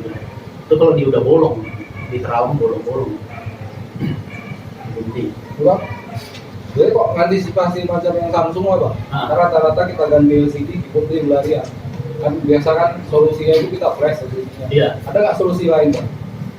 Cuman di flash di ini aja, diambil BIOS yang lama, masukkan ke yang baru, Samsungnya rata-rata Ya. kita ganti LCD, acak ya. acak masuk keyboardnya. Cuman ya itu tadi hilang garansi ya, kalau ketahuan. Ya, kalau ketahuan hilang garansi ya. Oke, Berarti bang, resistor pull up-nya ini bukan di tombol knob keyboardnya ya, di luar dari soketnya ya kan? ya di motherboard itu. Di motherboard ya? Tapi ada juga yang nggak pakai ini, pull up itu. Tidak pakai pull up. Dia langsung tegangannya mendapatkan dari I/O-nya. Dia nahan. Nah, dia gini. Langsung dari sini. Tegangannya itu dapat dari sini. Kalau di tombol ini nggak ada tegangan 3 volt, berarti biasa masalah di BIOS. Ya apa ini tuh? Bukan. BIOS. Dia udah anak sebelah. Karena BIOS ini otaknya dari I/O. Kalau otaknya nggak ada, kerjanya ngawur. Kalau otak. Atau otak atau apa? Gerotnya kan? Di gerot otak. Itu tadi disuntik maksudnya dengan tombolnya disuntik gitu? Di jalur keyboard. Jalur keyboard, Ah. yang ke bawah. Ya, Yang iya. mainboard. Tapi harus dicabut, jangan disuntik di sini. Jangan Si komplit nggak suntik di keyboardnya aja. Suntik di keyboardnya aja. Oh, keyboardnya aja disuntik? Jangan di soket motherboard. Buka apanya kan, buka keyboardnya. Suntik ya? Suntik lah di sini. Ya. Di PS berapa pol Bang dikasih, Bang? Hah? Di PS berapa pol dikasih, Bang? Gimana? Di PS-nya berapa pol dikasih? 19 kemarin nggak apa-apa. 19 nggak apa-apa. Kalau sampai terbakar ya udah gantian sekalian. Selain kalau memang tombolnya ini short, Hah? ya kan? Kalau Iya. tombolnya short, begitu kita shortkan kan seharusnya kebakar itu. Iya, itu kan Tombolnya kita tadi. mau menghabiskan. Dia bukan kebanyakan bukan short di sini. Kebanyakan karena ada kotor-kotor yang nyambung. Jadi short itu buang kotoran itu tadi. Dia suntik itu membuang kotoran itu. Oh, di short malah kebakar berarti emang jalurnya ya. Nah, jalur. Kalau itu ya udah harus ganti lah. Ya sebelumnya harus berperjanjian sama user. Ini wajib ganti keyboard. Kita suntik aja dah.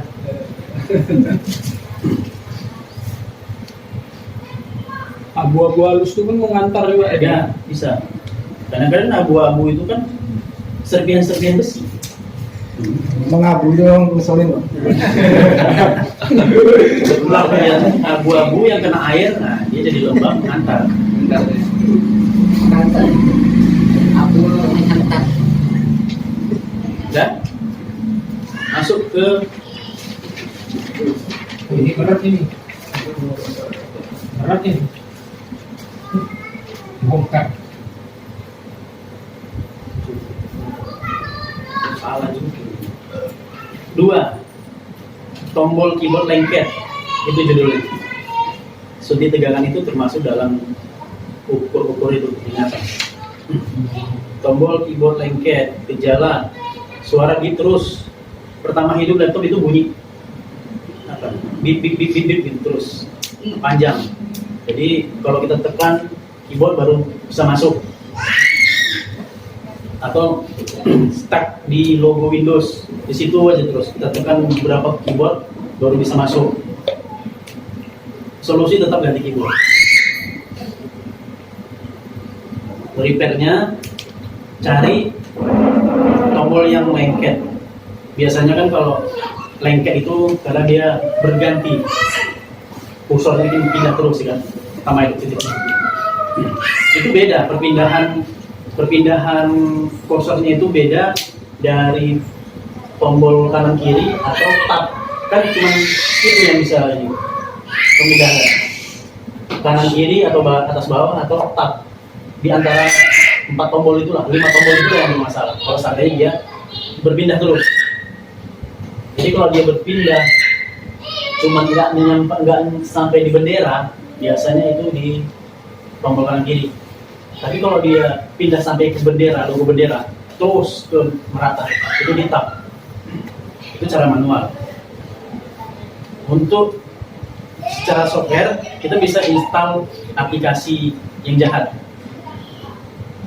Tahu aplikasi jahat? Pencatat keyboard, pencatat password, apa itu? Keylogger. Nah, Dulu di warnet sering. ya, pemain, Dulu. pemain, mencuri password,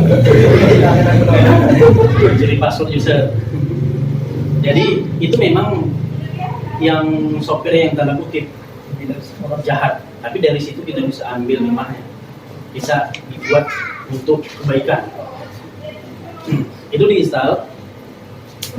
Nanti setelah diinstal, kita restart, itu dia booting dari awal. Nanti dari pencatatan lognya itu nampak apa aja yang tertekan keyboardnya. Misalnya F1, escape yang lain-lain itu nampak nih, terekam di log. Nampak. Jadi tinggal eksekusi mana yang harus kita Puas. Bersihkan itu. bersihkan. Cuman membersihkannya ini pun nggak bisa cuma di kuas-kuas saja. Itu bakal balik. Caranya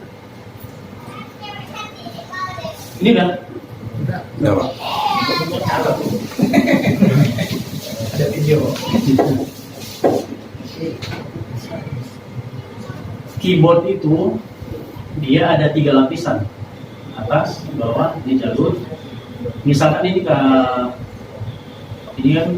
pernya, baru di sini pegasnya, baru tombol di atas kan. Ada 3 macam, tombol, pegas, karet. Ini karet. Jadi di antara plastik atas, plastik bawah, terus ada plastik tengahnya lagi. Itu bolong.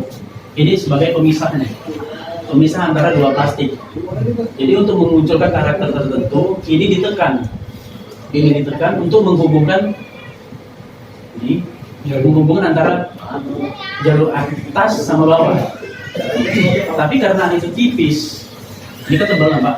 Tapi kalau itu kan tipis, terlalu tipis. Karena seringnya ditekan, ini jadinya terhubung, nyambung. Disitulah dia mau lengket terus. Jadi caranya cucu aja dari samping-samping ini, karena di sini-sini kan ada lem, ya kan? Ada lem, cucu aja, nggak usah sampai ke dalam. Kanan kiri cucu itu maksudnya untuk memisahkan biar lemnya itu agak tebal di sini. Jadi kan terpisah. Itu lebih efektif daripada cuma di satu-satu. Tapi nggak kalah ya bang daripada beli baru ya. Ya mudah-mudahan. Itu cucuknya di karetnya itu bang. Kan di antara plastik itu yang tipis dia. Oh di antara plastik yang tipis itu. Yang kat. Di antara plastik itu, tapi hati-hati. Di antara plastik ini ada jalur. Iya. Jalurnya itu kan karbon. Nanti ke cucu ya sekalian putus malah. Sekalian semua. Iya dia kalau satu ini jalur putus, bukan cuma misalnya ini huruf A, bukan cuma huruf A aja yang nggak keluar. Biasanya sekitaran dia nggak keluar itu. Misalnya entah huruf A, huruf W, itu S, D, E sekitarannya nggak keluar.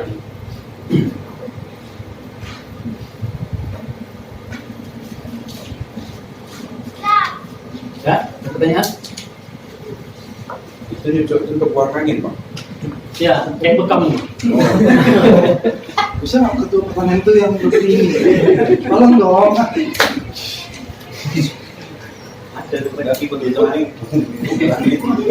Cucu pakai pincet dari samping, memang agak-agak ini loh. Udah mata-mata tuanya agak payah. Terus Untuk aplikasinya ada di sini. Kalau mau nanti di share di grup. Aplikasinya ada.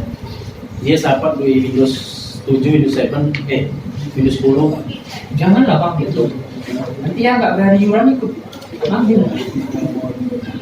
Kan yang nggak bayar kan mau ambil ya? Oh. Keyboard menggunakan karakter tertentu di layar atau keyboard tidak berfungsi sama sekali. Nah, itu misalnya begitu kondisi keyboard sudah diganti yang baru, tapi tetap tidak berfungsi, sama aja. Jadi kalau masalahnya begitu, yang pertama I/O, karena I/O itu kan keyboard controller KBC. Biasanya bermasalah di keyboard di I/O. Coba dibersihkan ulang, atau kalau punya keahlian untuk solder. Masalah kalau diganti keyboard tetap sama, tetap tidak berfungsi. Itu bermasalah di I/O. Kalau seandainya setelah dibersihkan, disolder ulang, I/O tidak juga pengaruh, coba di flash ulang. Untuk tipe-tipe yang terbaru, sama kayak yang dibilang si Pulan tadi, dia mesti di flash karena I/O-nya, BIOS-nya ada di dalam I/O. Flashnya itu menggunakan SPOD. SPOD itu lumayan harganya. Nggak bisa kita. Ya udah, kalau nggak usah dipaksakan, pulangkan aja. Tapi ternyata memang tergantung orang. Ada juga yang tingkat penasarannya tinggi, yang nggak dipulang-pulangkan. Nggak bisa gitu. Termasuk saya sih.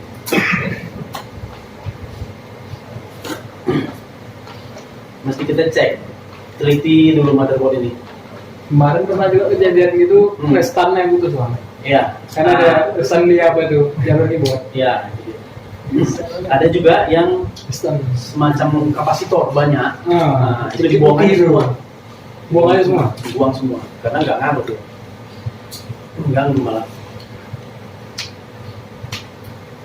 Untuk kasus di keyboard ini sudah selesai. Jadi ada kira-kira pertanyaan lagi untuk secara keseluruhan di keyboard, bukan yang lain-lain ya.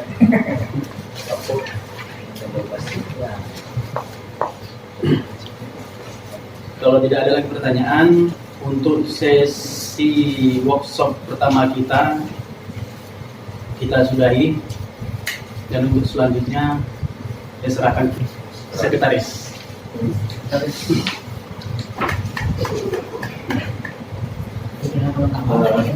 Alhamdulillah, workshop kita yang untuk yang pertama kali ini berjalan dengan lancar.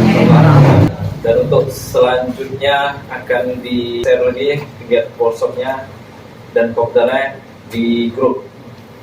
Sore ini mungkin sekian dulu lah ya untuk pertemuannya.